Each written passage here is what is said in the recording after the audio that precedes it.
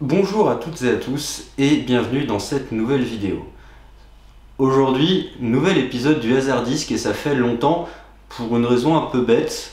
Je préfère les faire avec des gens, mais j'ai pas des gens tout le temps, donc on fait ce qu'on peut. Et aujourd'hui, j'ai une invitée pour faire ce Hasardisque, Sophie en l'occurrence, et apparemment le chat aussi. Bonjour le chat. Ah, tu veux les genoux de qui? Toujours indécis ces animaux, c'est fou. Alors, le Hasardisque, je rappelle, c'est très simple. Quand on a un invité, l'invité va piocher quelques albums sans que je sache quoi. Je peux pas vraiment deviner ce qu'il y a en question dans le sac de ces petites sélections. Et elle va me les faire découvrir un par un. Et on va en discuter, donc on va voir si ce sera la surprise totale, si je vais me faire avoir avec des albums sur lesquels j'ai pas grand chose à dire, ou à l'inverse des albums que je connais très bien, ou des albums que j'aime et que je trouve pas forcément ouf, parce que ça peut arriver, même s'il y en a pas tant que ça, mais ça peut arriver. Enfin voilà, nous allons en savoir plus dans quelques instants, et donc si tu veux bien, tu peux déjà me passer un premier album et on va voir ce qui va se passer. Tous les albums dont on parle, je vous ferai une petite playlist que vous pourrez avoir en description et en commentaire pour écouter quelques extraits. Un truc qui va plutôt t'étonner, je pense, du coup, je pense pas qu'on te l'ait sorti. Ah Bon, visiblement Sophie est allée chercher dans mes disques de musique classique. Parce que j'en ai plein. Et puis j'ai quelques CD aussi, mais qui sont pas ici, qui sont dans un meuble à côté. Moi et la musique classique, c'est une très longue histoire parce que c'est le premier genre musical que j'ai écouté de ma vie. Je veux dire que j'ai réellement écouté de mon plein gré, parce que après, comme n'importe quel gamin, t'entends des trucs à la radio, t'entends tes parents écouter des trucs. Non, la musique classique, je l'ai découverte, même si mes parents, enfin ma mère en écoutait un petit peu vite fait, je l'ai surtout découverte par l'intermédiaire de ma grand-mère maternelle, qui en écoutait énormément et à qui appartenait la majeure partie des vinyles de musique classique qu'il y a ici en l'occurrence qu'elle m'a offert, parce que ça fait très longtemps qu'il n'a plus de tourne-disque et que dans notre famille finalement, alors qu'il pourrait y avoir d'autres personnes qui pourraient s'intéresser à ce genre de musique, je suis la seule personne à s'y intéresser, je suppose, autant, et à surtout continuer à écouter de la musique sur CD, vinyle ou autre, en tout cas en physique. C'est à moi que tous ces disques sont revenus. Le Requiem de Mozart, bon bah c'est un truc hyper connu. Je suis pas extrêmement au fait des différents musiciens ou autres qui ont pu reprendre cette pièce, parce qu'il y en a des tas. Là, le directeur de cette version c'est Karl Böhm, mais je ne sais pas si c'est quelqu'un de connu ou quoi que ce soit. C'est juste la version du Requiem que j'ai depuis longtemps. Vu que c'est quelque chose de très connu et que qu'on est susceptible d'entendre un peu n'importe où, il y a même des pubs qui peuvent l'utiliser, des films ou autres. Je saurais pas dire quand est la première fois que j'ai entendu, ne serait-ce que, mettons, un extrait de ce Requiem. C'est un truc qui m'avait marqué parce qu'il je suis pas habitué à parler de musique classique de façon vaguement intellectuelle, donc je vais ne pas le faire. Il y a différents segments qui m'avaient pas mal marqué quand j'étais gamin, parce que moi de toute façon j'aime bien la musique orchestrale. J'ai eu l'occasion de le voir jouer en live en entier, ce Requiem, et ça a été une expérience assez cool, surtout que c'était dans une église. Enfin, c'est un peu normal de jouer un Requiem dans une église, parce que je rappelle, Requiem, ce sont, pour les gens qui n'écouteraient pas ce genre de choses, c'est quelque chose qui peut s'apparenter à un chant funéraire dans l'absolu. C'est une ode d'une grosseur pour accompagner les défunts. Si je devais associer ce truc au métal, parce que bon après, si on va piocher dans tout ce qui peut s'apparenter à du métal symphonique ou néoclassique, on peut trouver des trucs qui vont s'inspirer un petit peu de Mozart ou autre, n'importe quel autre compositeur je veux dire. Maintenant si je devais mentionner quoi que ce soit qui s'apparente au Requiem de Mozart, le premier truc qui me vient à l'esprit c'est forcément l'album de Psy de 2007, Hangman's Hymn, dont j'ai parlé dans une autre vidéo il n'y a pas longtemps d'ailleurs, tout simplement parce que l'album reprend une structure qui s'y apparente et fait des références au Requiem de Mozart ici et là dans les titres des morceaux. Maintenant, de la musique un petit peu... Enfin, c'est pas un petit peu orchestral, c'est de la musique très orchestrale parce que mon problème avec le métal, on va dire symphonique, c'est que c'est bien plus souvent poète-poète que symphonique. Mais il y a des trucs, sans aller avec l'orchestre, avec des orchestres, mais qui font de la musique qui peut s'apparenter au minimum à des petits orchestres de chambre, comme peut le faire Bruit par exemple, le groupe de post-rock, comme peut le faire The Lovecraft Sextet, qui est un truc doom jazz orchestral avant-gardiste, mais bref, qui remettent un petit peu pas mal de racines classiques que pas mal de musiciens peuvent avoir au cœur de leur production. Enfin voilà, je m'attendais pas à ce que tu me sortes un truc pas métal du tout comme ça, c'est cool. Oui, j'ai un peu varié en fait. Ouais, non, c'est cool parce qu'il n'y a pas que du métal dans mes étagères évidemment, mais c'est vrai qu'on s'appesantit là-dessus principalement. Je sais pas pourquoi t'as pris celui-là plutôt qu'un autre. Bah, en fait, moi j'ai joué du piano pendant très longtemps quand j'étais jeune. Ouais. Ça doit faire à peu près 10 ans. Ouais. J'avais commencé très jeune et je faisais du piano classique. Et les auteurs que justement j'avais joué et qui me plaisaient de plus, c'était Bach, Mozart et Chopin. Ouais. Et le Requiem de Mozart, j'avais un peu une relation particulière avec les morceaux de Mozart parce qu'ils sont pas si évidents que ça à jouer. Et mon prof me disait que je les jouais bien. Ouais. J'avais une bonne affinité en fait avec sa musique en fait. Et en fait, le Requiem de Mozart, ça doit être mon œuvre préférée de Mozart, que j'ai d'ailleurs entendu en concert dans une église, à la bougie, etc. Enfin, c'est les petits concerts dans la petite église Sainte-Bénigne, je crois. Ouais, ça arrive. Moi, j'ai déjà vu Requiem là-bas, en effet. Voilà, donc du coup, forcément, quand je l'ai vu dans ta collection, ça m'a interpellé direct. Et je trouvais ça sympa, du coup, d'avoir un truc un peu inattendu comme ça dans la sélection. Et ça me fait penser qu'il y a quand même un groupe de métal qui a composé à proprement parler un Requiem. C'est Celtic Frost. Alors c'est même une histoire un peu particulière. D'ailleurs, le disque de ce Requiem, je l'ai quelque part par ici. Mais Celtic Frost avait commencé un Requiem avec un premier mouvement qui était paru sur, je crois c'est sur l'album Tomegatherion, donc dans les années 80. Mais si c'est pas celui-là, c'est un de ceux avant ou après, mais c'est en tout cas dans les années 80. Et donc Tom G. Warrior, ancêtre commun du black metal s'il en est, avait pour projet de faire un Requiem complet, mais ne l'avait jamais vraiment terminé. Et il y avait juste ce premier mouvement qui avait été composé, terminé, enregistré. En fait, bien plus tard, il s'est dit qu'il le terminerait, et ce qui l'a motivé notamment, c'est le décès de son comparse Martin Eric Hayne, avec qui il faisait Celtic Frost. Mais Celtic Frost n'était déjà plus à ce moment-là. C'était Triptychon, donc le projet né des cendres de Celtic Frost, qui a repris ça. Et ce Requiem, il l'a terminé et il l'a joué avec orchestre au Roadburn, peut-être en 2018 ou 2019, un truc comme ça, avec tous les mouvements qui devaient suivre en intégralité. Et donc c'est quelque chose qui pour le coup s'apparente réellement à ce que pourrait être du métal symphonique. Alors certes, avec un côté doom un peu blackisé sur sa racine métal, mais c'est excellent et je l'ai en vinyle enregistré live au Roadburn.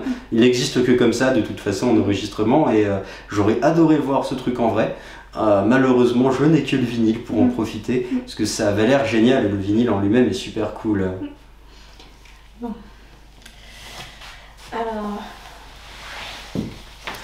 Alors ensuite, qu'allons-nous avoir?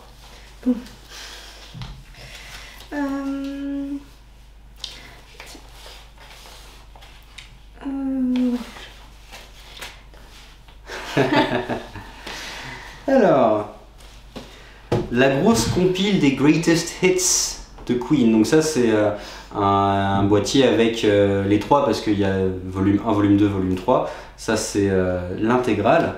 Alors moi j'adore Queen. J'adore Queen depuis que je suis gamin. Ma mère aime beaucoup Queen. Et moi je suis pas devenu dingue de Queen instantanément en écoutant en entendant ma mère en mettre sur son lecteur CD. Mais c'est par le biais d'un film que ma mère aime beaucoup aussi et dont la BO a été faite par Queen. Qui est un film qui est pas excellent, hein, mais on va dire qu'il a bercé mon enfance. C'est le film Highlander, qui a dû sortir, je crois, peut-être en 86, peut-être un truc du genre, j'en sais rien, au milieu des années 80, je crois.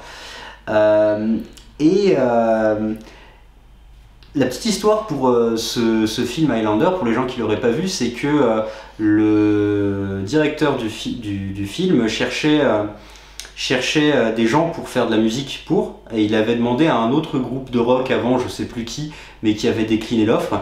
Et ensuite, il avait demandé du coup à Queen un peu par dépit. Et il voulait juste un morceau qui pourrait coller à telle ou telle scène du film. Et Queen revient et fait « Oh cool, on t'en a fait 7 !» Et ils sont tous dans le film. Et ces morceaux-là apparaissent sur l'album A Kind of Magic, celui avec la pochette noire et les membres du groupe un peu mode disco, qui est mon album préféré de Queen par ailleurs. Et évidemment il y a des morceaux de cet album-là qui sont sur cette compile, il y a vraiment un peu de tout dessus. Et Queen est peut-être le premier truc avec des guitares que j'ai écouté quand j'étais vraiment petit, sans nécessairement savoir ce que c'était musicalement, parce que mes parents n'écoutent pas de rock ou de métal. La seule exception, finalement, c'est Queen. Donc moi je savais pas ce que c'était, je trouvais juste ça cool et ma mère aimait bien, voilà. Et cette compile-là, je l'ai depuis longtemps puisque elle était à ma mère. Et avant ça, elle était à mon oncle qui l'avait donnée à ma mère quand ils étaient jeunes. Bref, c'est rigolo parce que j'ai une relation particulière à Queen parce que autant ça a bercé mon enfance et j'aime beaucoup ce groupe, autant c'est rigolo parce que il y a du coup des morceaux que j'aime énormément. Que ce soit des morceaux un peu cultes comme Bohemian Rhapsody ou des morceaux de cet album dont je parlais comme justement Kind of Magic. Et il y a aussi des morceaux que je déteste de Queen. Il n'y a pas trop d'entre deux. Il y a beaucoup de morceaux que j'aime beaucoup, mais il y a une petite sélection de morceaux que je peux pas entendre. Certains parce que je les trouve vraiment pas ouf. Certains aussi parce que ma mère les a trop écoutés quand j'étais gosse. Et que je les trouvais en plus pas ouf rétrospectivement en y réfléchissant étant adulte. Mais bon. Bon, Queen c'est hyper connu. Je ne doute pas que tu connaisses bien aussi. Forcément tous les hits, etc., tous les trucs. C'est forcément les chansons qui sont les plus connues, même si je les écoute pas souvent, je les aime beaucoup. Donc, et c'est vrai que ça te détonne un petit peu dans ta collection aussi. Parmi tout le métal extrême, etc. Ça, c'est parce que tu connais pas encore suffisamment le rock prog et tu vois pas tous mes trucs de rock prog. J'écoute beaucoup de rock progressif.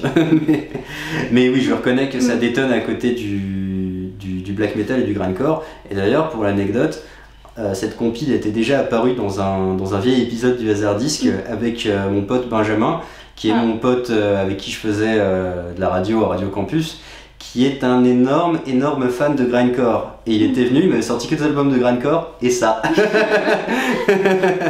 Et c'était assez drôle. Parce que finalement, on est très nombreuses à avoir une relation particulière avec Queen parmi les quelques trucs qu'on a entendus quand on était enfant. Je sais pas si tu as quelque chose à ajouter dessus. Non, à part que comme tout le monde, forcément, il y a des titres que j'aime beaucoup et qui sont ultra connus et qui font partie, pareil, peut-être des premiers trucs que j'ai entendus moi-même en termes de musique. Même si, pas venant de mes parents, malheureusement. Mais après, j'ai pas grand chose d'autre à rajouter là-dessus parce que bon, ce serait toujours un peu bateau. Et c'est vrai que moi, par les grands titres les plus connus, j'ai jamais vraiment non plus creusé Queen, quoi. Ouais, bon, moi j'ai quand même déjà eu l'occasion d'écouter tous leurs albums, même si je n'ai que cette compile, j'ai pas d'album individuel, ma mère en a, mais je vais pas lui piquer. Mais une deep cut, où on va dire un vieux morceau forcément un peu moins connu, mais qui est un de mes préférés, qui est sur l'album Queen 2, enfin leur deuxième album, c'est le morceau Hugger Battle. J'adore ce morceau. C'est un morceau un peu plus typé hard heavy que d'autres quand même sur certains de ces segments. Je sais pas s'il y a un lien avec mes goûts musicaux futurs pour le moi enfant, mais ou juste parce que le morceau s'appelle Hugger Battle et que j'aime bien la fantasy, mais j'en sais rien. Mais je pense que je vous le mettrai dans la playlist plutôt que de vous mettre un des nombreux morceaux archi connus que tout le monde a déjà entendu 400 fois. Allez, ensuite. Je suis un peu obligée. Ouais, alors je vais pas te mentir, vu qu'il est un peu épais, j'ai vu le trou. Bon.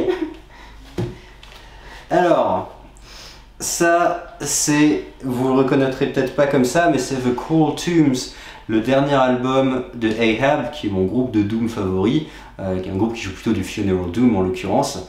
Vous le connaîtrez peut-être pas parce que sur cette édition-là, qui s'appelle la. Alors. Die Hard ou Die Slow Edition, c'est Die Hard parce que c'est un peu un truc collector, mais il l'appelle vraiment la Die Slow Edition parce que c'est de la musique lente naturellement, donc il faut bien faire des blagues. Et c'est pas la même pochette que sur les versions standards. Mais l'album en lui-même, il est là de toute façon. Et là, vous avez la pochette que peut-être vous avez vue. Alors, c'est un groupe Ahab dont normalement vous avez largement eu l'occasion d'entendre parler de ma part, puisque quand cet album est sorti, je l'ai chroniqué, et que j'ai également interviewé Chris Hector, donc le fondateur, guitariste et lyriciste du groupe. L'interview traîne sur la chaîne YouTube.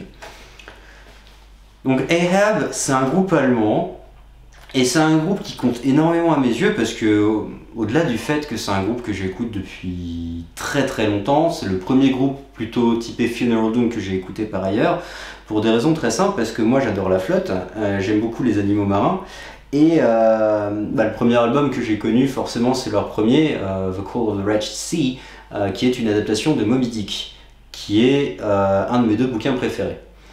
Il faut savoir que Ahab, et ça c'est un exercice que je trouve hyper intéressant, sur chacun de leurs albums, et il n'y en a que 5 en 20 ans, ils adaptent une œuvre de littérature nautique en Funeral Doom. Ils ont commencé avec Moby Dick, ils sont passés sur un certain nombre de bouquins, on va dire dans des thèmes proches en tout cas, qui étaient reliés à Moby Dick pour les suivants, notamment sur leur deuxième album, ils avaient repris The Shipwreck of a Whale Ship Essex, qui est un peu le journal de bord d'une histoire vraie d'un bateau qui a fait naufrage après s'être fait dégommer par un cachalot. Ensuite, ils avaient pris sur l'album The Giant, c'était une reprise du seul roman d'Edgar Allan Poe, The Narrative of Arthur Gordon Pym of Nantucket.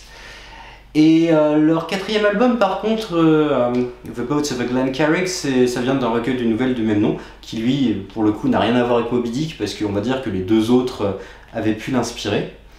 Mais là où je veux en venir, c'est que sur leur cinquième album, et c'est rigolo parce que je l'ai su en visionnant pendant le confinement, un concert qu'ils avaient donné, plus une interview qu'ils avaient faite en live stream à l'époque, où ils disaient qu'ils bossaient sur un nouvel album et ils avaient annoncé que ça allait être basé sur mon deuxième livre préféré, enfin pas deuxième livre préféré, mais c'est mes deux livres préférés, je ne vais pas les départager, 20 milieux sous les mers. 20 milieux sous les mers et Moby Dick sont parmi les premiers livres que j'ai lus quand j'étais enfant et sont toujours aujourd'hui deux de mes livres préférés, et j'irais même jusqu'à dire que c'est mes exemplaires, on va dire fétiches, parce qu'en vrai j'en ai plusieurs de chaque, mais mes exemplaires fétiches sont à côté de mon lit depuis toujours, parce que ce sont des livres que je garde toujours très près de moi. Et la particularité de 20 milieux sous les mers, au-delà du fait que c'est un de mes livres favoris, et que ça se passe dans l'eau, et que, comment dire, je sais pas comment je pourrais l'expliquer, mais forcément ça me parle parce que j'aime ce qu'il y a dans la flotte. Mais les personnages de cette histoire me correspondent très bien d'une manière ou d'une autre. Donc, de toute façon, dans Moby Dick comme dans 20 milieux sous les mers, il y a des personnages auxquels je me rattache personnellement. Et c'est rigolo parce que autant le professeur Pierre Aronnax, qui est un scientifique et un énorme nerd, tout comme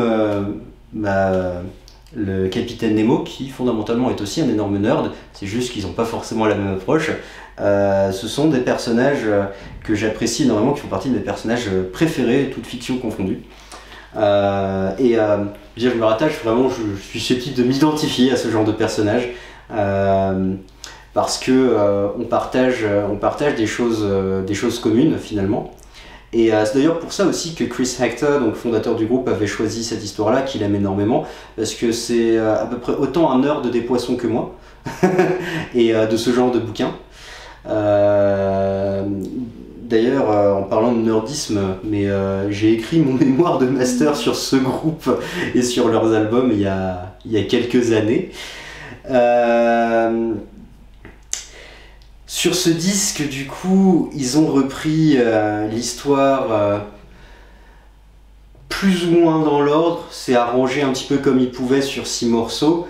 Mais il y a des choses absolument exceptionnelles avec des influences d'autres groupes de Funeral Doom qui pop dedans, parce qu'il y a quand même des invités assez sympas sur l'album. Il y a le chanteur de Ésotérique qui est en guest sur le dernier album, et ça a un côté, parce qu'il a un chant bien plus aigu que le chanteur de Ahab. Sur le premier morceau, il y a le chanteur d'Ulta, un groupe de black metal allemand, qui participe avec une intro justement un peu plus typée black metal. Ce qui est cool avec Ahab, c'est que c'est un groupe qui est très très très à gauche du spectre politique, et une raison pour laquelle aussi ils sont partis sur ce bouquin là, c'est parce qu'il y a un côté très anti-impérialiste dans 20 milieux sous les mers, par rapport fondamentalement au capitaine Nemo et à sa relation avec le reste des êtres humains, à savoir je les déteste tous parce qu'ils ont tué ma famille, mais aussi fondamentalement qui veut stopper les manœuvres guerrières, puisque c'est un ancien esclave dans des mines où il récupérait des matériaux pour fabriquer des bombes, et ça ne lui faisait pas particulièrement plaisir. Et il y a une bonne part du discours du personnage qui est intimement lié à ça, et ça s'en ressent dans tout le bouquin. Et accessoirement, c'est quelque chose qui parlait beaucoup à Chris Hector, et c'est une des multiples raisons pour lesquelles il est parti là-dessus. Si je devais quand même donner une anecdote en particulier sur ce disque, au-delà du fait, comme je disais, que Chris Hector est vraiment un nerd du même niveau que moi vis-à-vis de ce qu'il y a sous la flotte, c'est là où ça se voit, c'est sur le clip qu'il a fait lui-même, par ailleurs, pour le premier morceau de l'album, Professor Aronnax Descent into the Vast Oceans, qui est juste un collage de vidéos d'animaux marins. Et c'est pas du tout métal, c'est pas du tout typique du genre de choses que l'on produit pour des groupes quels qu'ils soient d'ordinaire. Bon, sinon ça correspond finalement très bien à la fois à Chris Hector, mais aussi au personnage du professeur Aronnax qui est au cœur de ce morceau-là. Et puis moi ça me correspond très bien aussi, c'est mon clip préféré de tous les internets, alors que c'est à peu près tout sauf un clip musical d'une certaine manière. Enfin voilà, je vais pas en raconter trop non plus, je vais quand même rajouter un petit mot sur un autre petit truc, parce que vous vous doutez bien que dans cette édition spéciale il y a quelques autres trucs plutôt sympas, et il y a un autre vinyle en l'occurrence, parmi d'autres choses. Ce vinyle, c'est celui-ci, c'est The Oath, je sais pas si tu as déjà vu ce truc. C'est la première démo du groupe qui était introuvable depuis 20 piges. Du coup je l'ai en vinyle aussi grâce à cette édition là. Ahab est un de ces quelques groupes, il n'y en a pas tant que ça, hein, finalement je crois d'en avoir 3 ou 4 à tout péter, dont j'ai l'intégralité de la discographie. Et les autres étant The Ocean et Psy. Toi, je sais que je t'ai envoyé pas mal de Funeral Doom récemment, et dont Ahab, parce que je sais pas si tu l'avais cherché, mais c'était assez naturel pour ma part de mettre ça s'il fallait parler de Funeral Doom, parce que c'est mon groupe préféré dans ce genre-là, et parce que je considère que c'est aussi un des meilleurs, réellement, objectivement. Je sais pas si tu as pris le temps de beaucoup écouter, je suppose que tu as écouté peut-être l'extrait que je t'avais envoyé. En fait, je pensais tout un peu m'écouter d'un coup ce que tu m'avais proposé en Funeral Doom, donc j'ai pas encore commencé. Ouais, il y en a pour quelques heures. Hein. Oui, je pense, oui. Mais oui, du coup, forcément, comme tu m'en as passé pas mal en fait, c'est même les premiers trucs que tu m'as passé. Oui, j'ai dû te mettre un extrait de chaque album parce que j'étais de bonne humeur. Exactement. Et du coup, forcément, quand je l'ai vu dans ta collection, je me suis dit bon. Bah forcément, hein, j'ai tous les albums du groupe, j'ai réussi à les interviewer et c'est une de mes interviews préférées, et j'ai enfin réussi à les voir en live en décembre dernier, c'était quand même vachement bien. Je suis allé jusqu'en Suisse pour les voir parce qu'ils jouent jamais en France, enfin ils jouent pas beaucoup, c'est un groupe qui ne joue pas beaucoup de toute façon, parce que c'est pour le fun qu'ils font ça. Enfin, à part le batteur qui est techniquement musicien professionnel, tous les autres ils ont un job, et même s'ils sont signés chez Napalm Records, c'est leur petit bébé fun, c'est pas un projet professionnel à la base Ahab, même si c'est bien foutu et fait avec les moyens nécessaires pour que ça sonne bien, mais du coup ça ne joue pas beaucoup. Et quand j'ai vu qu'ils allaient jouer, ils faisaient quelques dates pour leurs 20 ans en fait. Quand j'ai vu qu'ils allaient jouer en Suisse, on va dire entre guillemets pas très loin dans la mesure où c'était à Bâle, je me suis dit de toute façon ça fait au moins 10 ans qu'ils n'ont pas fait une date en France. J'aurais peut-être pas de meilleure opportunité. Et pour la blague, ils ont joué cette année en France. Ouais, mais ça aurait été compliqué parce qu'ils ont joué à Plozévé au festival qui s'appelle The Courts of Chaos, qui est dans le Finistère. Et Plozévé, c'est le plus loin possible à peu près dans le Finistère. Genre plus loin que le Rituel Noir, tu vois. L'affiche était super du festival et j'aimerais beaucoup aller à ce fest-là un jour, mais j'ai toujours pas eu l'occasion. Mais c'était la première fois depuis au moins 10 ans, ils l'avaient d'ailleurs dit eux-mêmes, qu'ils jouaient en France. C'était juste une date sur un festival au fin fond du Finistère, quoi. Donc encore une fois, il n'y a pas énormément d'occasion de les voir, et si vous avez l'occasion, allez-y. Et moi je suis quand même très content de les avoir vus sur une petite date, rien qu'à eux, où ils ont joué une bonne heure pour le plus grand plaisir de mes oreilles. Parce qu'en festival, c'est pas évident. Ouais, des groupes de Funeral Doom qui jouent 30 ou 40 minutes en festival, j'ai déjà vu ça et je fais non. Non, il me faut plus. Surtout vu la longueur des morceaux. Et encore, Ahab ça va, je veux dire, il y a des morceaux de 10-12 minutes, mais moi l'exemple que j'ai, qui était au Arctangent il y a 2 ans, c'est Bellwitch. Bellwitch, je t'ai mis un de leurs morceaux dans ce que je t'ai envoyé, le morceau il fait 1h20. Oui. C'est compliqué de jouer 40 minutes quand t'es Bellwitch, je veux dire. Alors là, on en a déjà vu 4 ou 5, 4 je crois. 4. Donc 4. Encore 2. Alors je pense que je vais partir sur celui-là. Ah, excellent. Alors je sais pas si tu l'as écouté cet album-là, parce qu'il est un peu particulier dans la discographie de Floyd Stars. Non, j'ai écouté le plus classique, je me souviens plus son nom, mais... Bah, ils ont des noms en néerlandais, des fois un peu longs, mais j'en ai plein d'albums de Floyd Stars. Est-ce que peut-être le plus connu c'est Bloem avec les fleurs dessus? C'est ça, ouais. C'est ça, voilà. Ouais. Celui-là il est sorti l'année dernière et il s'appelle, bon je vais mal le prononcer parce que je ne parle pas néerlandais, mais Manifestatis von die Unfortfeeling. C'était probablement pas comme ça que ça se prononce, mais c'est pas grave. Alors, pochette un petit peu abstraite et on va dire nuageuse. Cet album-là est un peu particulier parce que même si il est sorti comme d'hab sur leur label qui sort leur truc depuis quelques temps, à savoir Eisenwald, même si ça sort sous le nom Floyster Ars. C'est un album qui a été joué une fois en live au Roadburn, encore eux, il y a peut-être 3 ans, un truc comme ça, pour ce qui était, je crois, le premier concert live du groupe, et à ce jour ils en ont fait 10 à tout péter. Et j'ai quand même été à l'un d'entre eux au Rock in Bourlon l'année dernière, donc c'était une des têtes d'affiche, c'était incroyable parce que c'est mon groupe de Black Atmo préféré, Floyster Ars. Mais ceci n'est pas un album de black metal. Ça, c'est un album de noise ambiant. Et c'est rigolo parce que quand je les ai vus, je vois ce truc sur leur merch, j'ai fait mais qu'est-ce que c'est que cet album, je le connais pas. Et il y a un mec qui me dit ouais, c'est un groupe de Black Atmo, post-black machin, et je dis non mais je connais vachement bien le groupe, ce qui me gêne c'est pourquoi est-ce que je connais pas cet album. Et en fait il venait de sortir et il y a quasiment aucune promotion qui a été faite autour, peut-être parce que c'est un album d'ambiant, noise et un peu field recordings aussi. Même si ça a été fait par les mêmes personnes, avec l'aide quand même d'un troisième musicien, parce qu'ils sont 2 au départ dans Floyster Ars, mais un musicien qui est habitué des machines pour faire ce genre d'enregistrement.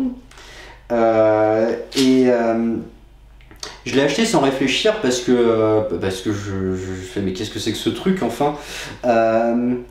Ils avaient fait 0 promo, il y a eu un morceau qui était sorti que j'ai vu après, qui était disponible en ligne et qui est un morceau d'ambiant et je l'avais pas vu venir, et le label est un peu vache parce que nulle part ils disent que c'est un album d'ambiant, et dans les tags sur Bandcamp il y a toujours écrit black metal ou des trucs comme ça, et je pense qu'il y a des gens qui se sont fait enfler. Dans l'absolu, moi le premier, parce que je pensais pas que ce serait un album d'1h15 d'ambient noise, et au demeurant je le trouve bien, hein, c'est juste que j'ai été curieusement surpris, je me suis dit mais merde, qu'est-ce que j'ai acheté là. Et donc j'ai découvert en l'écoutant chez moi ce qu'il était. Alors c'est con parce que ce genre d'album je suis plus susceptible de les écouter d'une traite, mettons en CD tu vois, plutôt qu'un vinyle que tu dois retourner 3 fois en l'occurrence pour rester dans la continuité de ce genre de musique. Et je pense que si j'avais su, je l'aurais plutôt pris en CD, mais il n'y avait pas de CD, il n'y avait que des vinyles, c'est pour ça que j'ai pris ça aussi. Mais c'est pas grave.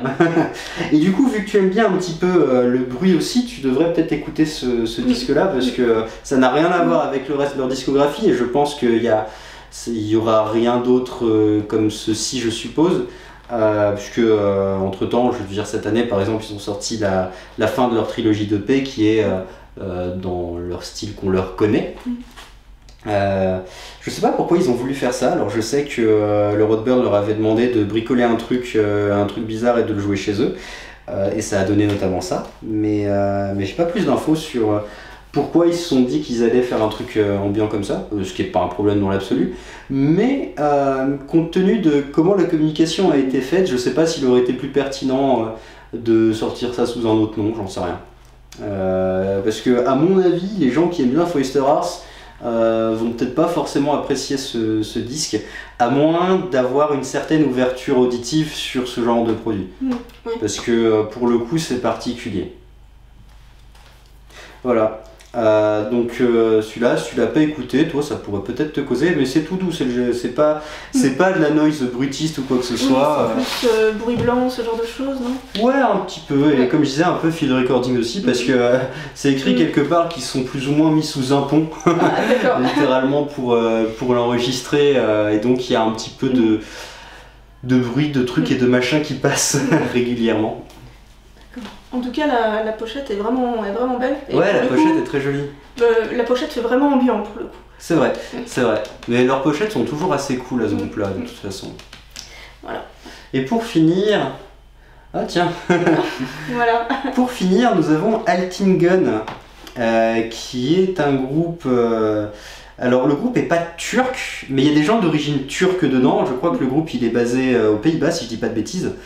Et il joue... une espèce de rock psyché influencé par la musique traditionnelle turque. en gros. Alors je sais pas si tu... Parce que ce groupe-là a déjà joué à Dijon, je sais pas si je l'ai vu, ouais. Je le connaissais déjà avant, je l'aimais bien. Okay. Justement, c'est un truc non métal que j'aime bien, enfin moins extrême. Et je les ai vus au Roadburn justement cette année et c'était super. Ouais, mais ils ont déjà joué à Dijon, je vais peut-être dire une connerie, mais je crois peut-être bien 2 fois. Moi j'aime beaucoup tous les trucs qui peuvent s'apparenter à du rock psychédélique dans les faits. Et alors qu'en plus le rock psychédélique mélange des éléments culturels d'ailleurs, et ben je suis toujours chaud parce que en gros il y a des percussions un peu traditionnelles, il y a du saz qui est un genre de mandoline turque aussi dedans qui prend pas mal de place et c'est vraiment très cool. Alors cet album là c'est rigolo, je l'ai acheté 1 € à la braderie de la Fnac il y a quelques années. Je sais pas si tu es déjà allé, mais tous les ans la Fnac fait une grande braderie où ils vendent pour une misère énormément d'invendus sur tous leurs produits, ou des produits endommagés aussi, et ils donnent les recettes à des œuvres caritatives, et ça fait partie des trucs que j'avais acheté là-bas pour grosso modo 1 € ou 2 € le CD quoi. Voilà. Ça, j'ai pas forcément grand chose de plus à en dire, j'avoue que je l'avais pas vu venir. Mais je parle pas beaucoup de rock psyché, alors qu'en l'occurrence j'en écoute pas mal, et j'ai pas mal d'albums qui peuvent s'y apparenter. Mais dans les faits, c'est pas un groupe que je connais très bien non plus. C'est un groupe que j'ai connu par hasard parce qu'ils avaient joué à Dijon, et je me dis tiens, c'est qui ces gens? Donc forcément j'avais regardé et j'avais bien aimé, donc voilà.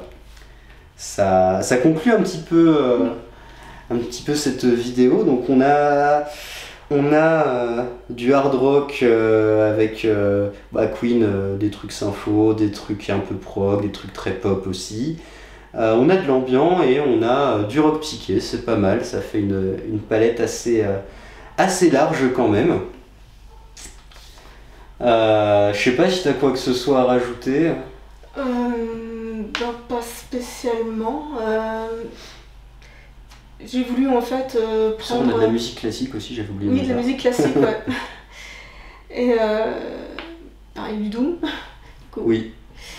Et en fait, je voulais prendre des groupes, déjà, je savais que tu aimais beaucoup. Des groupes qu'on aime bien tous les deux, parce que même si je connais pas beaucoup Freestar, je le prononce certainement très très mal aussi. Justement leur EP le plus connu, Bloem, je l'avais vraiment bien aimé, et Altingen aussi forcément du coup, et Mozart, et je perds le fil de ce que je dis, c'est génial. C'est pas grave. Mais oui, c'est les aléas du direct. Et donc disons que oui, j'ai voulu privilégier un peu des albums où je sais qu'il y aurait quand même des choses à développer, que ce soit de ma part, soit de la tienne. Et j'ai voulu quand même pas mal varier, parce que c'est vrai que ça aurait été tentant, j'étais tentée de faire ça, j'étais tentée de sortir que des albums de Black. Ouais, ça aurait été facile. Voilà, exactement, voilà, et tout vraiment les groupes de Black assez connus. Oui. Mais du coup, c'est vrai que même si je sais que tu aurais quand même pas mal développé là-dessus, c'était un peu attendu, quoi. Ah, c'est moins cool. Voilà, donc j'ai pris en fait, j'ai plus, à part Queen, quelque part, j'ai plus sélectionné un peu des albums d'intello, quoi. Ouais, sélection assez éclectique en effet, et en effet de musique plutôt d'intello dans tous les cas. Bon, ce qu'on va faire, c'est que vous allez avoir une playlist avec un petit peu de tout ça pour que vous écoutiez quelques morceaux, et puis on se revoit dans pas longtemps pour peut-être un autre épisode du Hasardisque si je trouve des gens qui veulent y contribuer, ou une nouvelle vidéo sur le black metal. Ça, je pense que ça ne saurait tarder. Bon, en tout cas, merci d'avoir contribué à celle-ci, Sophie, et puis à bientôt. Ciao.